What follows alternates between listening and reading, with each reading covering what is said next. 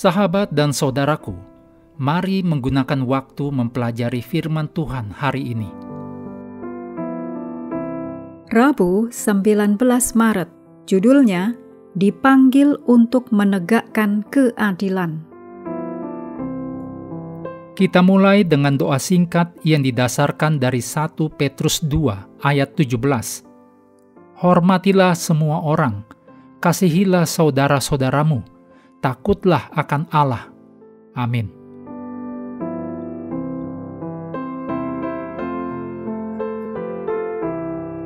Para nabi dalam kitab suci terus-menerus menyoroti panggilan Allah untuk keadilan dalam masyarakat.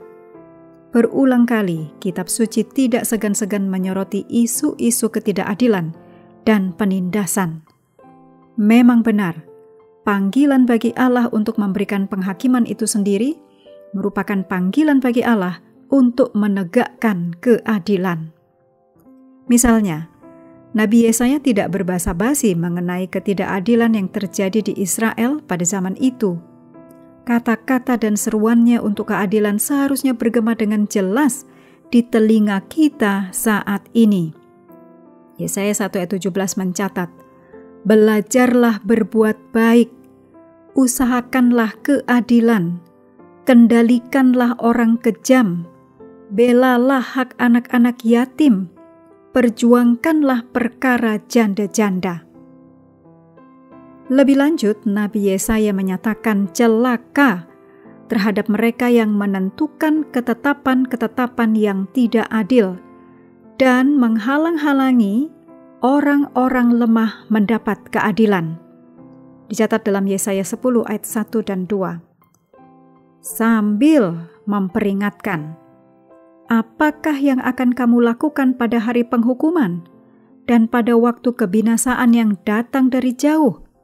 Kepada siapakah kamu hendak lari minta tolong? Dan di manakah hendak kamu tinggalkan kekayaanmu? Yesaya 10 ayat 3. Demikian pula Nabi Yeremia menyampaikan pekabaran dari Allah. Celakalah dia yang membangun istananya berdasarkan ketidakadilan dan anjungnya berdasarkan kelaliman, yang mempekerjakan sesamanya dengan cuma-cuma dan tidak memberikan upah kepadanya. Tidakkah ayahmu makan minum juga dan beroleh kenikmatan? Tetapi ia melakukan keadilan dan kebenaran, maka semuanya baik-baik saja dengannya, serta mengadili perkara orang sengsara dan orang miskin dengan adil. Bukankah itu namanya mengenal aku? Demikianlah firman Tuhan. Yeremia 22 ayat 13, 15, dan 16. Dalam Matius 23 ayat 23-30, Yesus mengajarkan di sini mengenai hal yang terpenting. Apa yang Yesus maksudkan ketika dia merujuk pada hal yang terpenting? Jangan kita berpikir bahwa ketidakadilan hanya menjadi perhatian para nabi perjanjian lama. Kita dapat melihat dengan jelas dalam Matius ini dan juga di tempat lain dalam kitab suci bahwa dalam pelayanan Yesus, hal ini merupakan perhatian utama Kristus sendiri. Seperti yang Yesus katakan, "Celakalah kamu hai ahli-ahli Taurat dan orang-orang Farisi, hai kamu orang-orang munafik, sebab persepuluhan dari selasih, adas manis dan jintan kamu bayar, tetapi yang terpenting dalam hukum Taurat kamu abaikan, yaitu keadilan dan belas kasihan dan kesetiaan. Yang satu harus dilakukan, dan yang lain jangan diabaikan." Matius 23 ayat 23.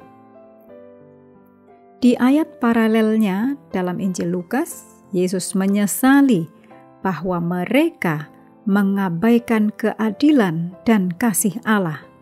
Lukas 11 ayat 42. Jika kita memusatkan perhatian pada hal-hal yang terpenting saat ini, akan seperti apa jadinya jika dibandingkan dengan kalau kita memusatkan perhatian hanya pada persepuluhan dari selasih, adas manis, dan jintan?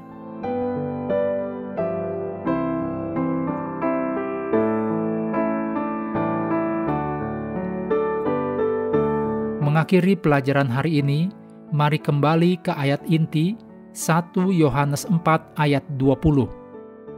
Jikalau seorang berkata, "Aku mengasihi Allah," dan ia membenci saudaranya, maka ia adalah pendusta. Karena barang siapa tidak mengasihi saudaranya yang dilihatnya, tidak mungkin mengasihi Allah yang tidak dilihatnya.